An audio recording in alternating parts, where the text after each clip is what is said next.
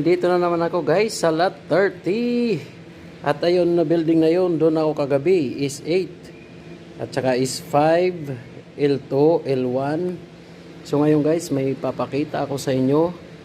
At tingnan nyo kung ano ito. Ganda ng maro-paro oh.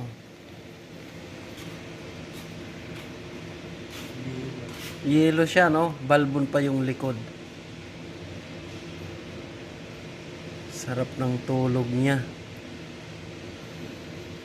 Liwanag oh. Balbon. Tingnan natin dito yung mukha niya. Ayan oh.